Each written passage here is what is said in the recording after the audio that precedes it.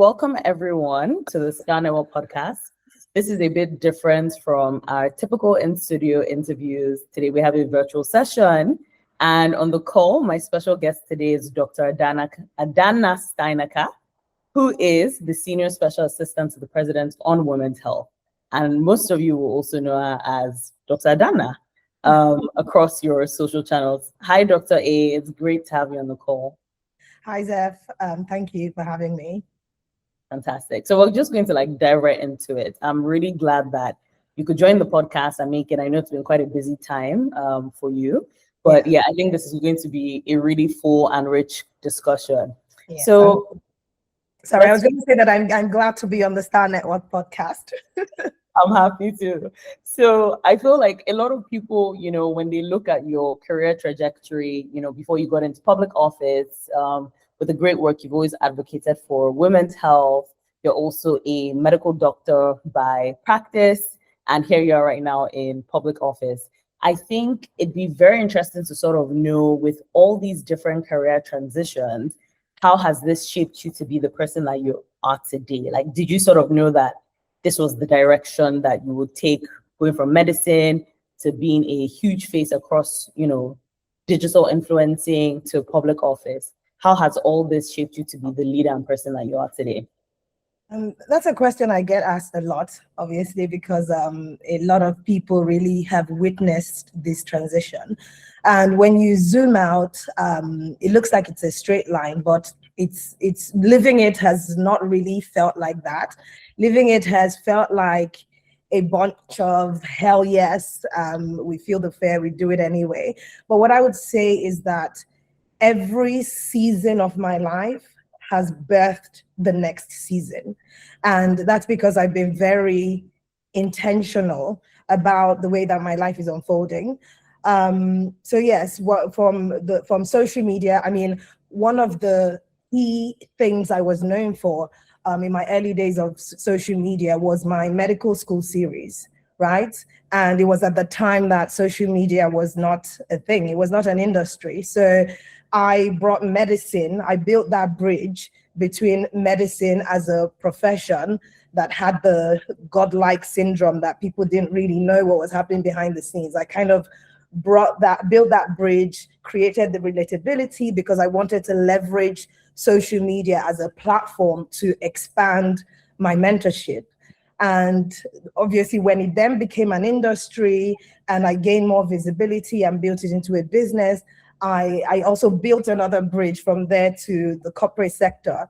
And, attending all of these international conferences then led to me meeting the Nigerian delegation. It was a few months after the president had been sworn in, and I had the opportunity to really pitch creating an office for women's health. And it took almost a year from having that conversation until I was invited to lead the office. And I would say that is due to the very strategic and visionary leadership of His Excellency President Bola Ahmed Tinubu. So in a nutshell, I mean, this is a decade-long story, but in a nutshell, every season of my life has really birthed the next and has really, of course, shaped the leader that I am today. Amazing. And I really like how you highlighted that everything is very intentional, right? It's not just things that have happened by chance. So for instance, you studying medicine, going on to practice, but then taking all that knowledge into thought leadership, right? So to speak, how do you sort of educate people about the things that they should know about their health, and creating this community where people feel like they can ask you questions. And then, like you said, how things just sort of had a domino effect to you being positioned at the right time to then meet the Nigerian delegation and get appointed. And Dr. A, I mean, I call you Dr. A, so yeah. Wondering, I'm talking about Dr. Adanna. I mean, Dr. A, for me, what I particularly want to highlight is that you said the discussion took a year. It wasn't a thing that's immediate. And I think that's very powerful to highlight, whereby people just see things right on face value and kind of forget that, these things really took time. But here you are today, and congratulations on your appointment. Thank we'll you. get more into the learning of just global positioning. But before that, while we're still on the topic of your current role in public office, I think for women who are passionate about working in the public sector, but there tends to be some reservation in terms of like imagery and positioning. So before you did it, I mean, you had House of Adanna, which has over 300,000 followers, right? Yeah. And you were simply just yourself, right? Sharing about women's health, sharing about your personal life as well, which people would, really identify with. And then to move into such a transition of you're going into the public space, people probably want to do that, but there's that reserve of, how is this going to change my image? Do I need to become a different person? How have you been able to navigate that? And what advice would you give to women who want to go on a similar career path but are a bit reserved? I'm going to speak very honestly about the struggles. And I think that, vulnerability or authenticity is, in fact, where the learning is. Because hearing you talk to me about this positioning sounds to me like I've hacked it. But when I know that when I know deep down that, oh, I'm still figuring it out, it just really goes to show that nobody really completely has it figured out. And one must just keep moving. The surest way to then get to where you want to be is by moving, right? So I'll tell you that I have shape-shifted a lot in the public eye. And again, like I said, it's been intentional. And with every season of my life, I think I approach it with my why. First of all, like, why am I doing this?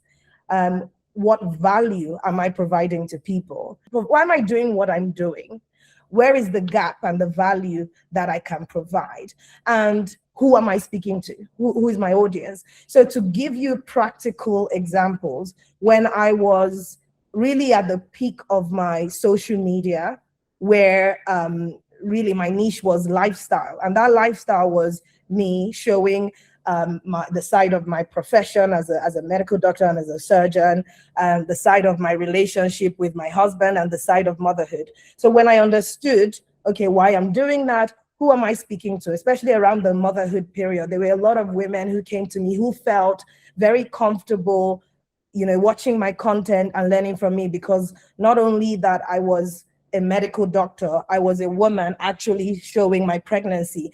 And when I could craft why I was doing that and my presence online in that season, it just made me show up that way. It just meant that a lot of the content I'll be putting out is about the subject matter that I know that I'll be providing value in. And when you do that consistently, that becomes your brand. People say, oh, Dr. Adanna, she talks about motherhood, right? And so the thing that you do intentionally eventually becomes your brand.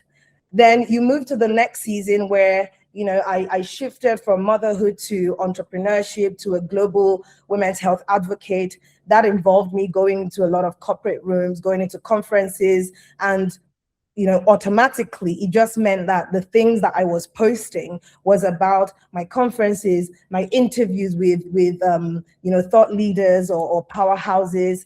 And all of a sudden I became that, digital creator who is in corporate space advocating for women's health. And the same thing now in public sector, right? I have shape-shifted a lot, but I will tell you very honestly that the biggest, the most difficult shift has been the one into public service, because it's a very different space, and honestly, I've not hacked it. The reality is, it's typically like medicine before COVID and the rise of healthcare professionals on social media.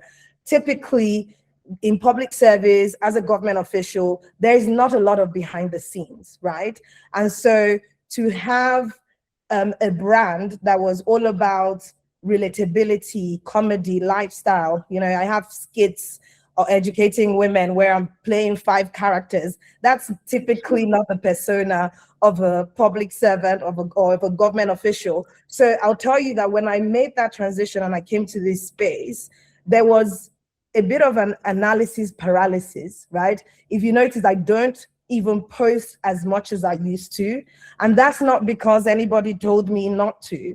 It was because of the paralysis of analyzing, oh my goodness, nobody in this space is showing up behind the scenes. Nobody's talking about their day. Nobody's saying, a day in the life of a government official. So it's taking me time, first of all, to focus on my mandate. What is it that I want to deliver for Nigerian women and girls?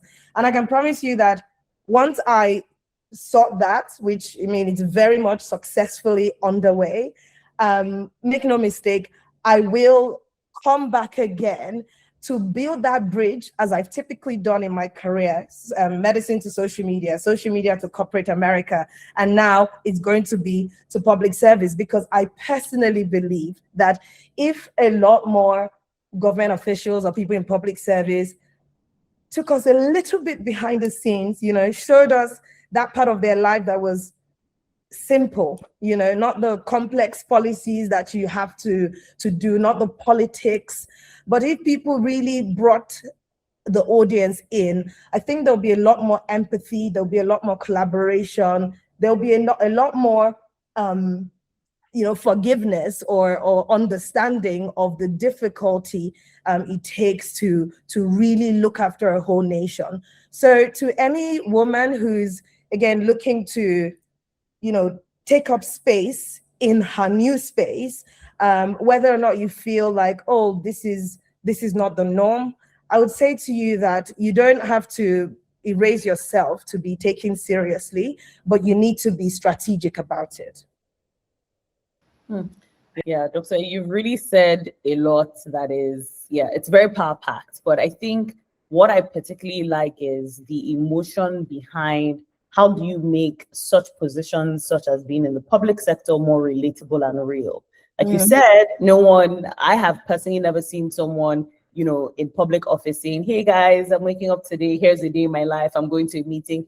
But the honest truth is that people do want to see that, right? To an extent, they want to be able to understand, someone is, I don't know, maybe in the Senate House, maybe they're talking about something, maybe they advocated for X bill and it didn't get passed, and how that made them feel, and sort of, what they're going to do to then move past that. I think it draws a human element as opposed to this disconnect. And what we don't even realize is that from a participation point of view, when it comes to like voter participation, it draws people in, particularly young people, because it's almost like that sector begins to speak the language of the people and the audience that they want to connect with. And I think that's really something that, our nation is still figuring out and trying to learn about. And I'm happy when I see young people like you in public office, because you have come from private sector to huge digital media influence to public sector. So you understand the dynamics more than ever. And I like the focus of what is your mandate first, right? Dr. Adanna is now in this new position. So the strategic and right thing is, let me communicate what it is I'm trying to build for the nation and solve. And then you can sort of then take a step back to even break that down and distill that in a way that is digestible for young people to understand and buy into the vision. But whether we like it or not, the reality is that right now you have to speak that top language and then come back down. 100%, 100%. But don't worry, I will bring that. I will build that bridge, I can promise you. I like that. I like that that's not ending. And, just again on House of Adanna, because I did find those videos particularly very inspiring and encouraging. And I'm sure, thousands of women did. And I think the most important thing was just being able to see that character shift. That how did this person just wake up and decide, I'm going to demonstrate the character of being a hormone, right? I'll just, for instance, I'm going to be a fibroid today, right? Those what do I say? Oh, I'm going to be a fibroid and I'm going to have a conversation with my audience. And I thought it was so brilliantly scripted, because so many people began to learn, myself included, about things that I should typically know about. And I want to ask you, how did that moment for you resonate to say, this is really impactful beyond what you can even understand, in terms of maybe a comment or feedback that you got from someone? So I'll tell you, I would think, let me go back to even the inspiration for starting that. I'm somebody who has benefited from mentorship my whole life. Starting from even high school, university, all of my friends were typically in the year or 2 years above me. I always learned a lot and I always paid it forward, right? So even in med school, as I progressed, I would also then mentor people in first year, second year. And so the digital platform and social media really just provided a way to democratize access to that information, to reach a whole new world, beyond any borders, and to get to 1,000 more people that need to hear that. So first and foremost, I was online doing those things because I had a passion for medicine. I wanted, to close that knowledge gap in women's health. I regard myself as a creative, true and true. And for me, my creative brain really just thought, like, where is that intersection between what people should know, how you should break that information down, and where they should get that information. And so for me, that was the sweet spot. As you know, I didn't really stay in that space too long before this job, and I would tell you that was a good transition. A lot of my work then really lent the argument for me taking up this position. But I will tell you that the feedback was overwhelmingly positive. I mean, I had women I know older than me, women in my family, people I know, educated women, smart women, Ivy League school women, who basically told me that video where I talked about the different menstrual cycles, I literally just played out how people are gonna feel in the different their different menstrual cycle, really to encourage women to work with their hormones, not work in antagonism to it. But we must understand it to know, okay, this is the phase I'm feeling this way, so I'm going to put this aside until the next phase. But really being able to create content like that, disseminate it, have people watch it and tell me, I didn't even know about this. I've been seeing my period since 18. I'm now in my 40s. I did not know that there were 4 phases of the menstrual cycle. That to me just highlighted that there is a knowledge gap, and that's the gap that needs to be filled for women to then take charge of their lives. Essentially, I'm not there telling women what to do. I'm telling them what they should know so that they can make an informed decision about what to do.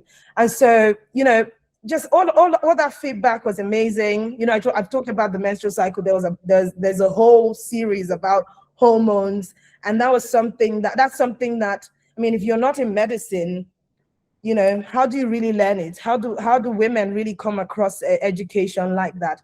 And I felt really in the position as a medical doctor, as a woman, as a mother, to be able to share what I know and to inspire women to fill in the gaps themselves. So that feedback still till today is something I now know that knowledge gap must be closed. And I'm now taking all of that learning, that feedback, and trying to now build it and amplify it on a national level. So that's something that we're currently working on behind the scenes. Yeah, no, absolutely amazing. And I think for me, like, just watching that transition and your story for me is really the definition of purpose. As cliche and repetitive as that word may sound, but I think the key message here is that if you're doing something, whatever it is, so let's call it, let's pick another sector, right? Because someone may say, oh, it was a bit obvious, but let's say like creative economy. So someone is very big on social media. They post about fashion, they post about music, entertainment, something completely different. Your story highlights that person can one day be positioned to be in public office as, senior special assistants for creative economy, 100%, right? 100%. It's a photographer, and they just assume this is just, a hobby. Someone can be positioned as the presidential photographer or Nigeria's national, Exactly. But is what you said, right? purpose, I'm sorry, I don't think it's mentioned nearly enough, like it really needs to be. The truth is, you look at that photographer, right?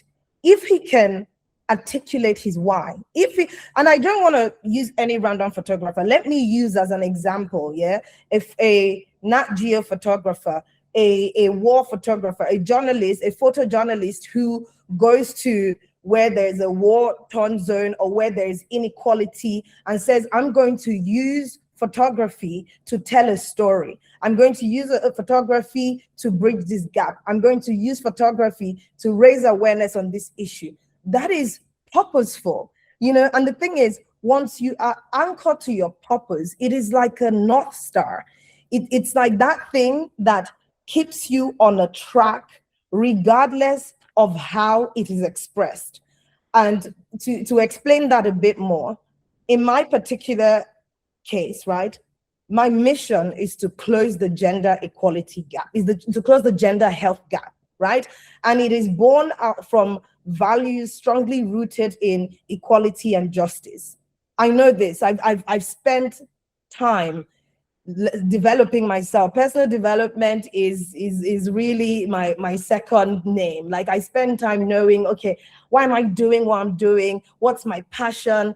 A lot of people might be familiar with the concept of ikigai. This is where the intersection of, you know, your mission, what the world needs, your passion, what you're good at, your vocation, your profession, what you get paid for, and also I think the fourth one, what the world wants to see. And if you thrive at the intersection of these four things. And for me, I spent time, that was only one of the tools that I used many years ago, but I spent time really understanding what am I passionate about? What can I get paid for? If I never have to worry about money for a day in my life, what would I rather be doing? And all of this made me arrive at women's health, you know, closing that gender health gap. And so I say to people who ask me, I get asked regularly, did you always think you were going to be in public service? Did you see yourself here?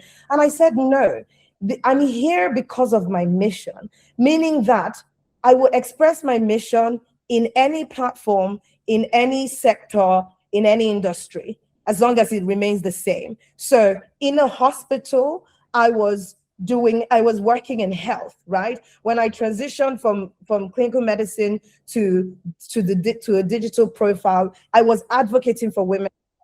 And now I'm in public sector, I'm advocating for women's health.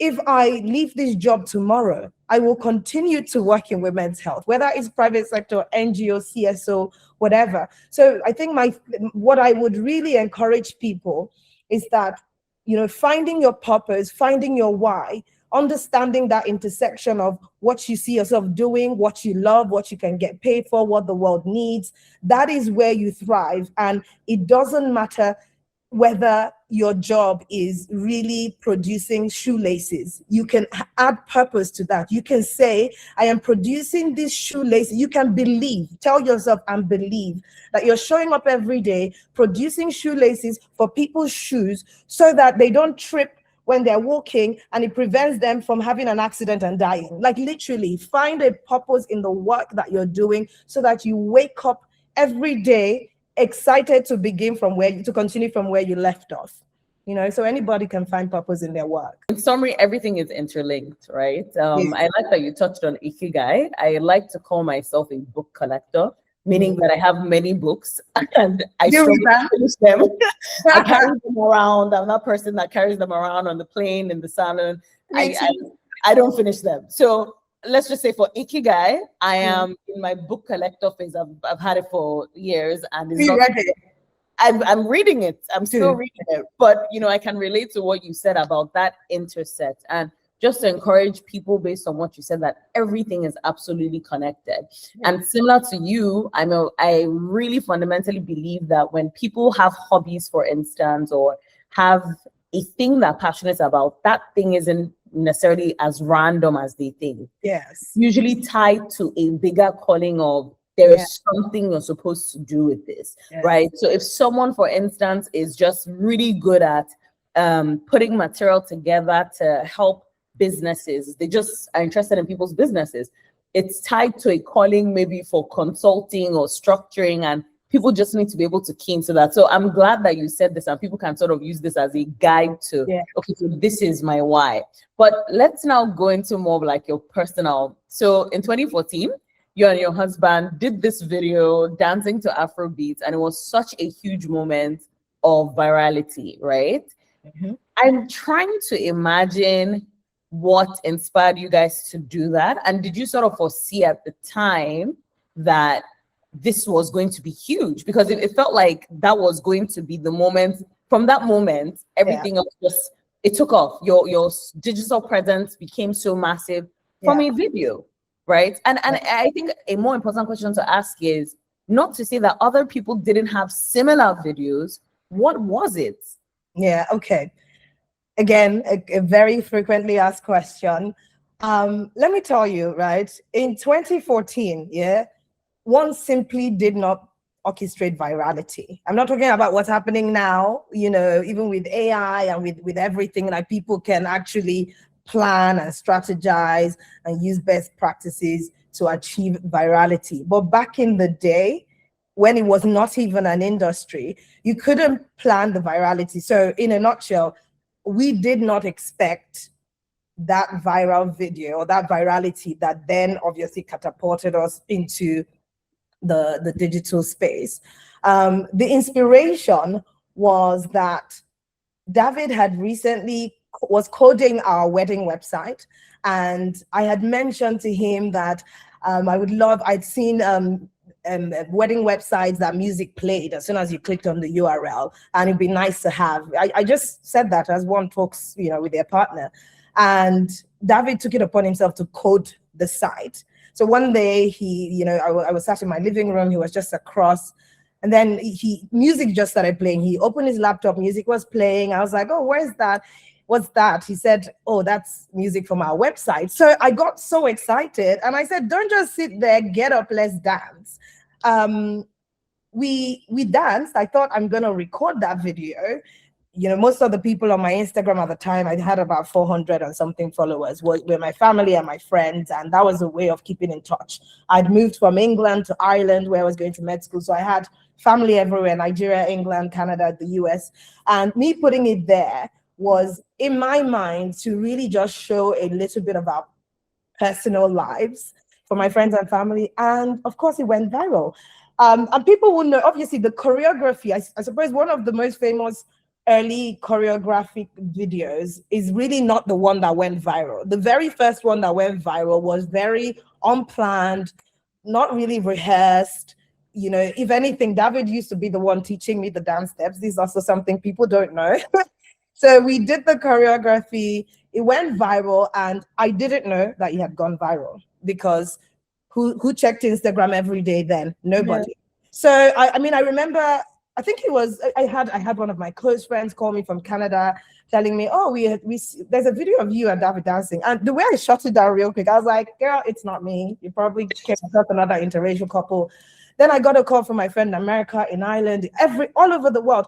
And I thought, what the hell are people talking about? I looked at my phone, and oh my gosh, I could not even believe the amount of views, likes. My follower number was climbing, and I just started panicking. I thought that many thousand eyeballs were with me in my house, were going around with me. So actually, what happened immediately following the virality was basically me trying to run away. I went on Instagram for a few days. I was just like, I can't have what's going on.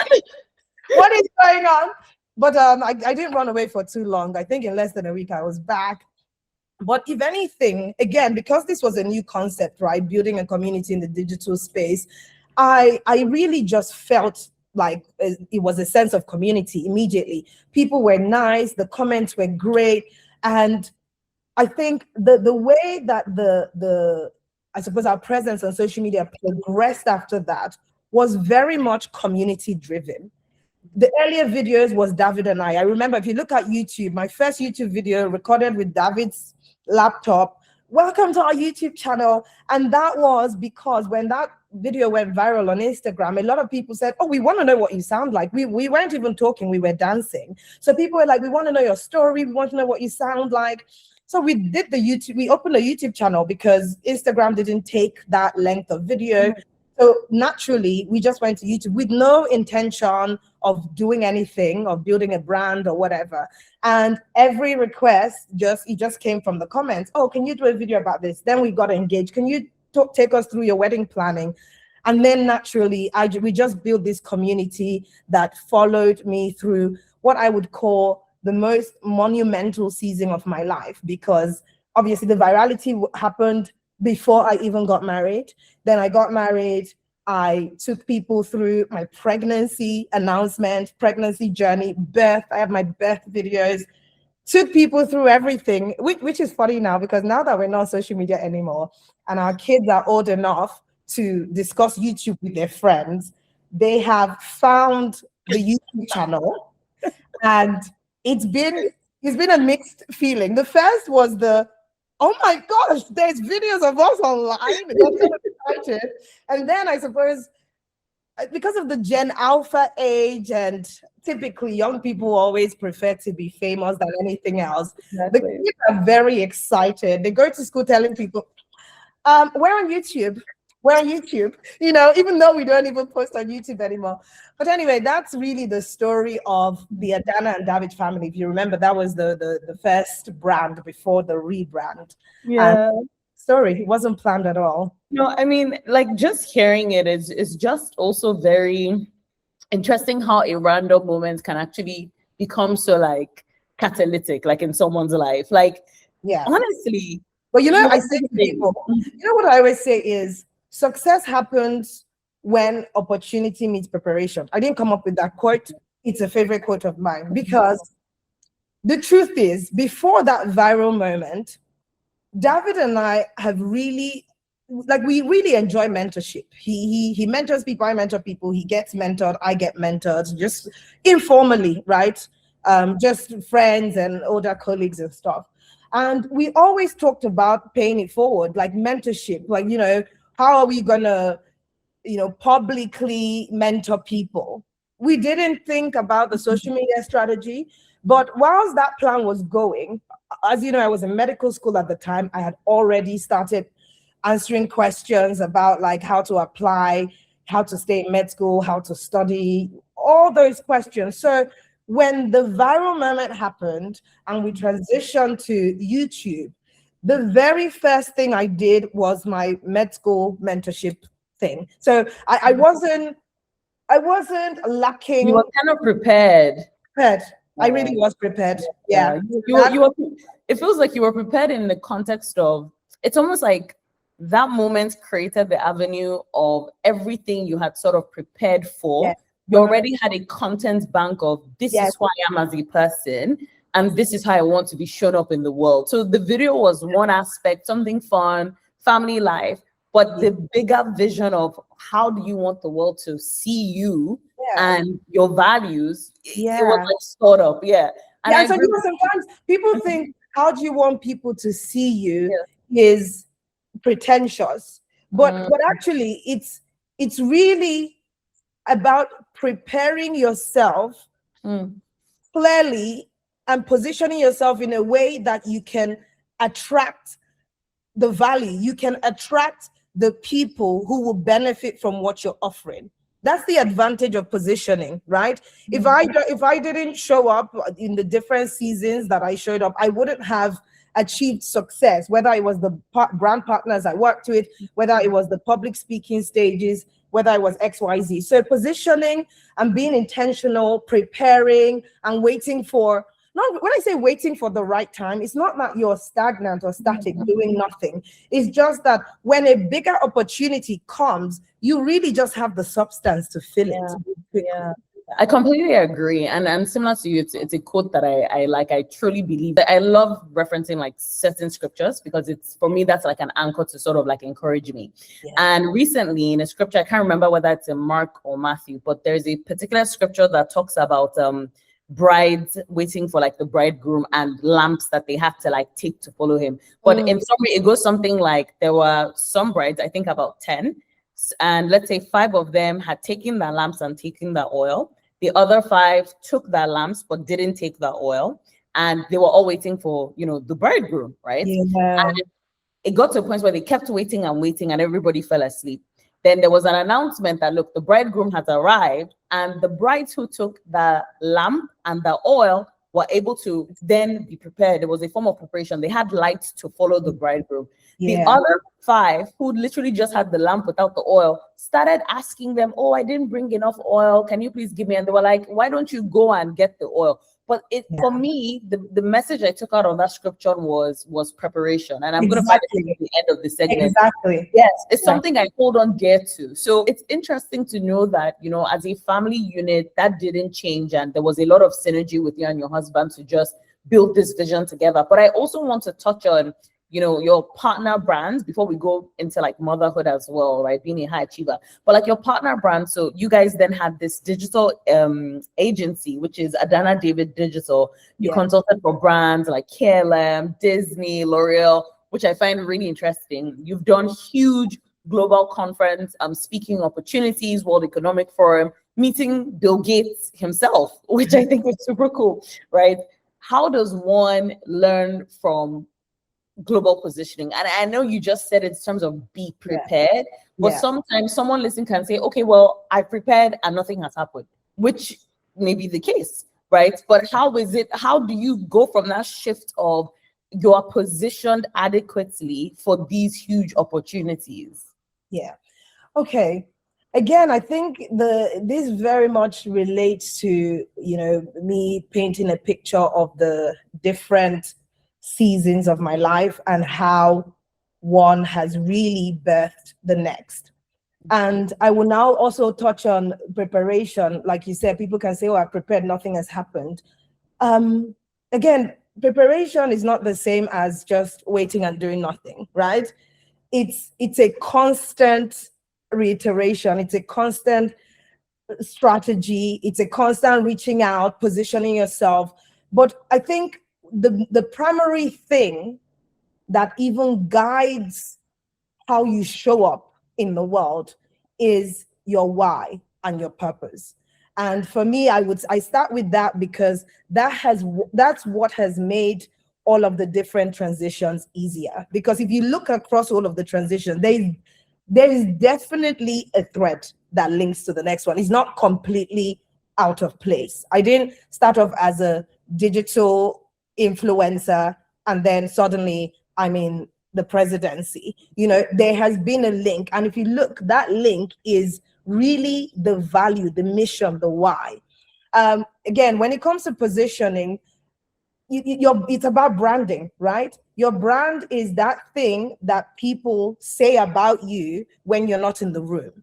That is your brand. Essentially, what people will describe you as is what they have constantly come across, whether it's content you put out, articles you put out, podcasts that you show up in, interviews, whatever it is, that essentially is your brand, and one must be intentional about their branding. Now, advice on positioning.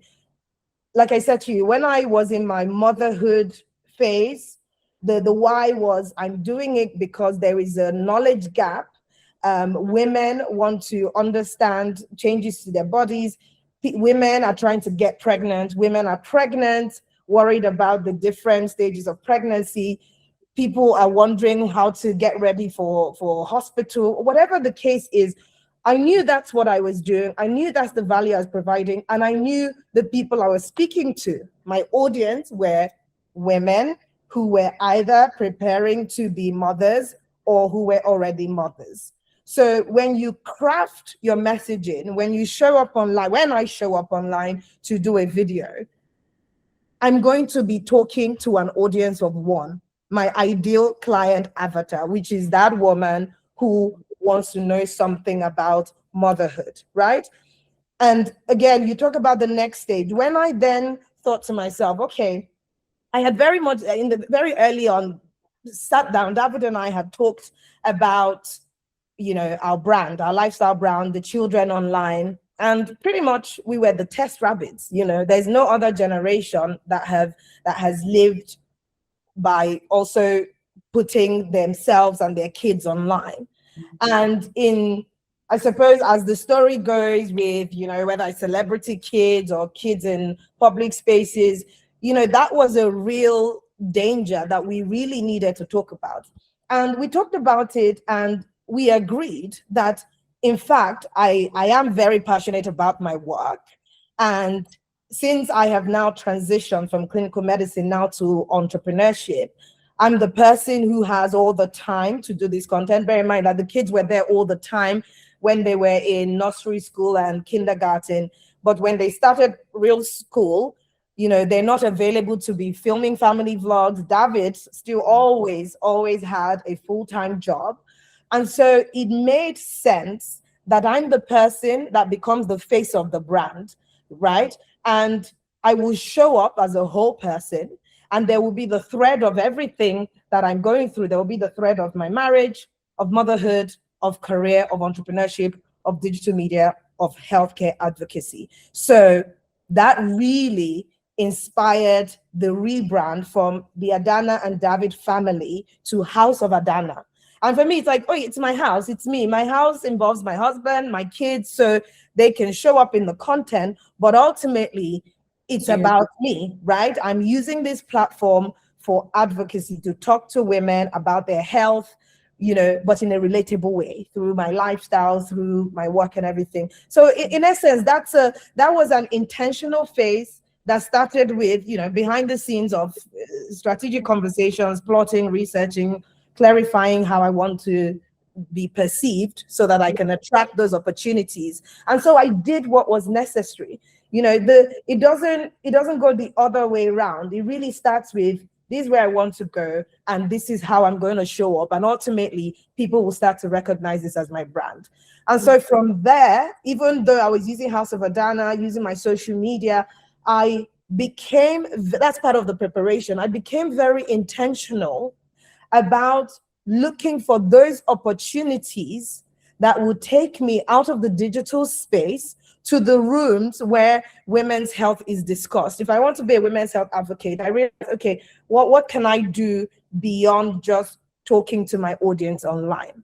And so when there was an opportunity to get creators, actually, let's put it this way. I had also started Digital Medics Academy, which was an online course. And so I started teaching people how to do it, because I thought healthcare professionals need to be online to debunk COVID misinformation. And we were typically thought that's not professional. So I had to change that narrative. And in doing so, I worked very closely with YouTube Health. Now, of course, YouTube provides the platform for creators, but YouTube is a corporate organization.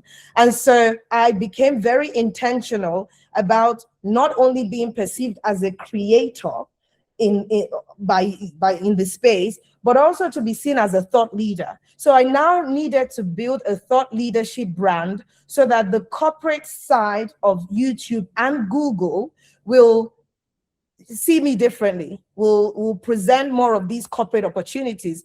And that's exactly what happened, because YouTube then chose me to be one of 6 creator delegates for the whole year. And my vertical was health. We had others with climate change and sustainability and all of that, but mine was health. And being a creator delegate meant that I represented YouTube and Google at the World Economic Forum in Davos, at the United Nations General Assembly in New York, at the Cannes Festival in the Festival of Creativity in Cannes, South by Southwest, COP. I went to all the conferences, and what I was now doing as far as bridging the gap or building a bridge between corporate and digital was me essentially telling all the leaders, all of the people now in this sector that I'm in, that your policies, your remarks, what you put out there is not relatable. You're not really, who are you really speaking to? So let me teach you how to make this information relatable to people. Most people at that time, most people look on social media to get their news before anywhere else. More than half of the world population was online. The corporate industry was not getting that. Everyone was still this is for our children, doing TikTok challenges and whatnot.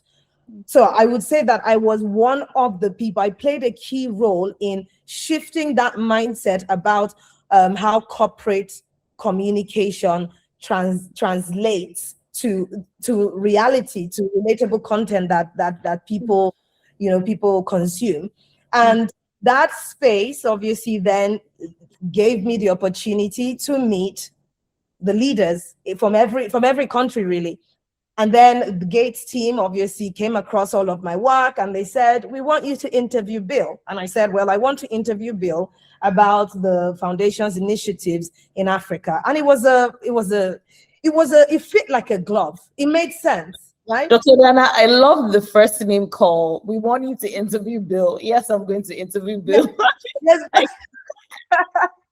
No, it was good. And that interview, I mean, I don't know if I put it online. It was a very interesting interview that, Yes.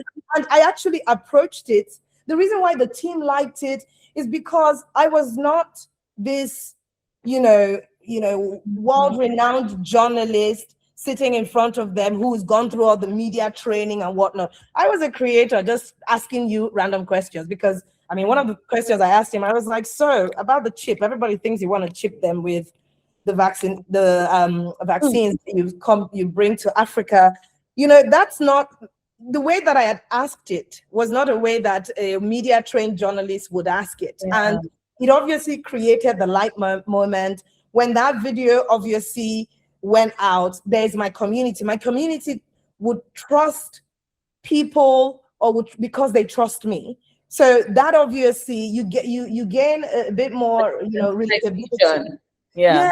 Yes. He gained a bit more trust. Like people had a little more understanding of what he was doing on the continent and stuff. And so, I'm still somebody who really believes that, this sector, the public sector, is really missing a lot of, realness. Realness. Yeah. Realness. So I like how you've said it. And I think for me, it's just, like the learning point here is just one, preparation, right? For the opportunity to come. Yeah. But preparation doesn't actually mean you prepare this information and it's just lying there. Preparation is actually also action. So whether that's researching online and finding conferences or workshops or events to position yourself in, you have to do it, right? No one is going to do that for you. Exactly. So the first international conference I went to, I researched it and I paid for myself and I went there. Yeah. By myself. It was my deck. I have obviously my deck. I had my digital cards, everything to make sure that any person of the interest who is relevant to my work and relevant to advancing the mission, you are going to have that touch point with me. There is no escaping. Absolutely. And I also feel like these are so it's almost like, honestly, this conversation is like a workshop or a step-by-step guide. One, be prepared. Yeah. Have your content ready in whatever format that is, whether that's a presentation deck, whether that's a very one-page clear bullet points about you and your values and what you're driving. Two, drive that information forward through events, workshops, networking opportunities, position yourself. And three, demonstrate who you are and the value that you bring. Exactly. And I sometimes I shy away from really saying, "Oh, women this, women that." But the reality is that as I do get older, I am coming to understand the reality that women most especially shy away from these steps, particularly in the demonstration of capacity or demonstration of even acknowledging that they can do X, Y, Z, right? Yeah. So for instance, let's say if I work on something or a project, I would typically find myself sometimes saying we. And we is okay in context of team building and collaboration, but sometimes there's a requirement of I did, right? In specific rooms. And in just speaking with you, I'm just seeing how there is a lot of authenticity to sort of show up to say, "Oh, here is what I as Dr. Adanna stand for and why you should buy into this vision, because I can help you communicate X, Y, Z." Yes. And that's it's a huge thing that people can honestly learn from. Yes, 100%. I mean, say no more. You've articulated it Very perfectly. well. Okay, Yeah. I know we are very short for time, so I'm just going to ask you one last question, and it's just about motherhood, and again, the mandate in which you want people to know about what it is you're building. But on motherhood, I don't really believe that there is balance. It's very difficult to find Yeah. that balance. What governing principles have you stuck with being very high achieving in your role when it comes to motherhood and even just being a wife, a sister, a daughter? How do you show up better given just being a high achiever? Mm. I mean, let's touch on balance, right?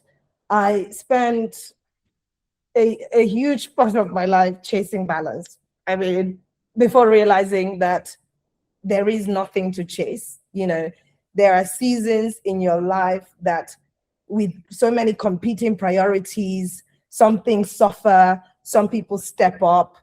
That is essentially how to just exist. So in a nutshell, there is no balance.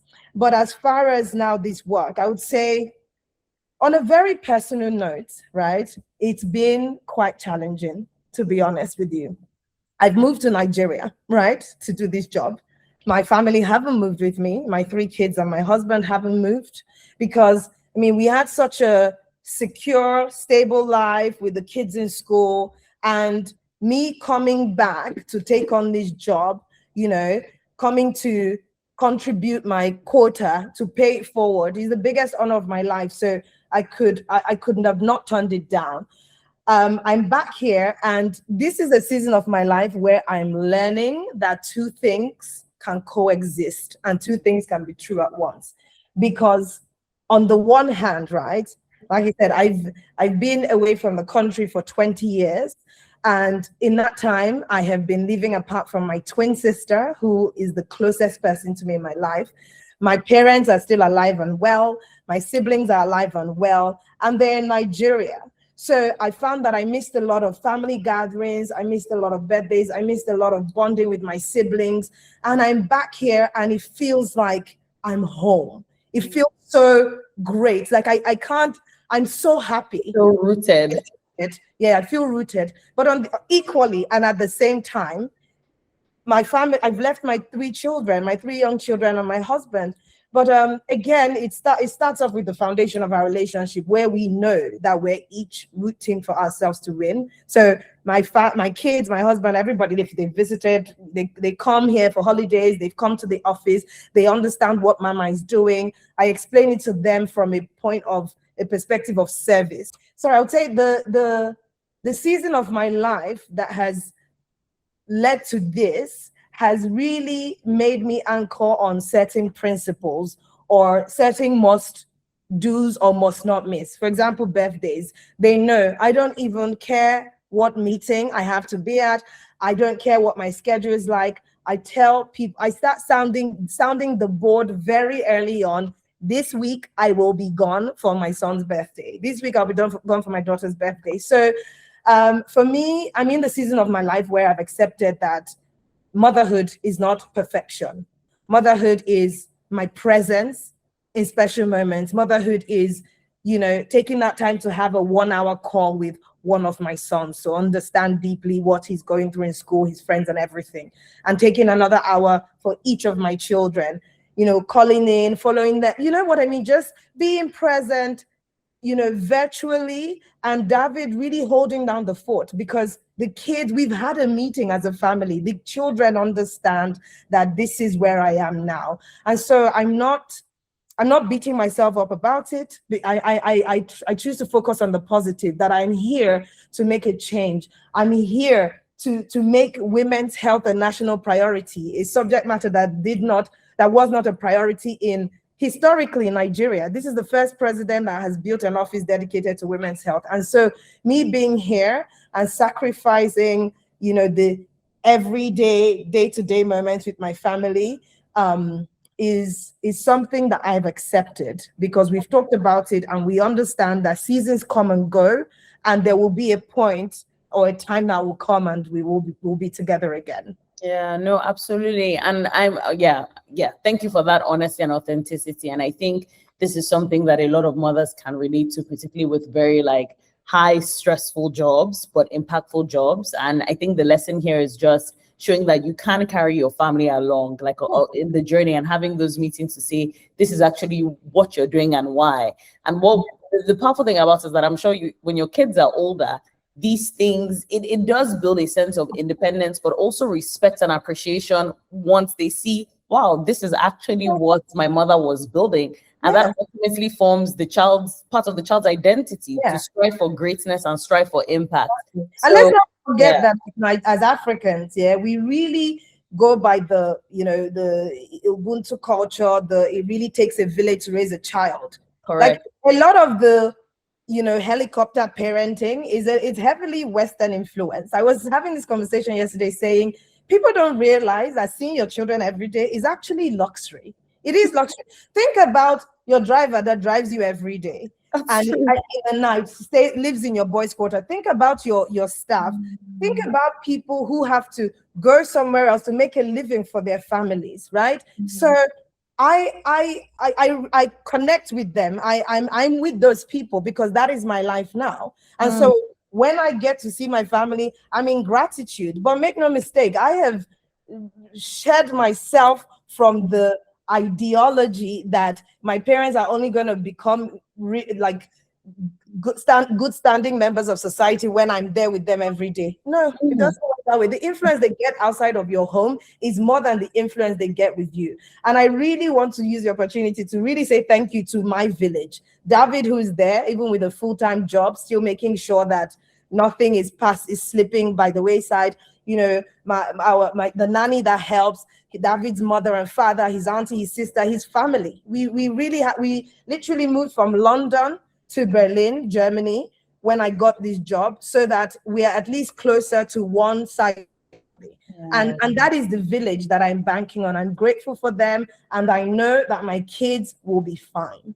Yeah, no, that's thank you for this honesty. I really appreciate it. And I think a lot of people can just lean in.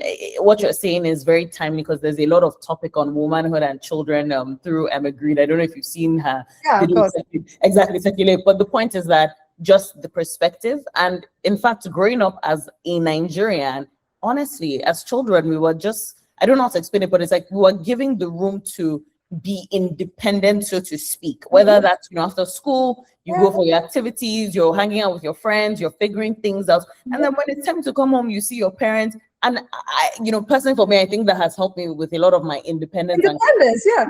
Exactly. We lived in Lagos. I went to primary school in Lagos. My mother was going to law, doing her law degree in Imo State University. Exactly. I didn't see my mom every day, Exactly. And you're completely fine. Look at how you turned out. But no, thank you so much, Dr. A. Do you want to sort of just lightly, if there's something you want to leave with us in terms of the mandate that you're working in, is that something you want to share with us now? Or so just in the interest of time, I think the one thing I'll share that really touches me very much in this season of my life is both the honor and the challenge of creating this framework of women's health in Nigeria, right? It's been the biggest honor of my life to be working on a mission that will benefit women and girls of our country. On the other hand, it's also been the biggest challenge, but I look at it as the biggest learning opportunity. I mean, I say to people that everything I've learned in the last year, trying to, as the new kid on the block, trying to shape a mandate and an office that never existed.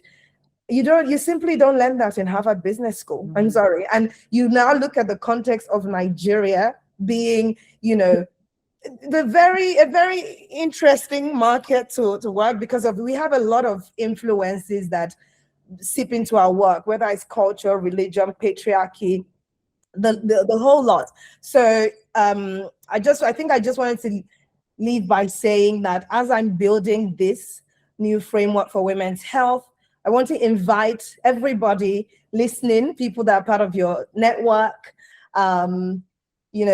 great standing citizens, women who can offer their contribution in any way, whether it's advice, suggestions, strategy, funding, community.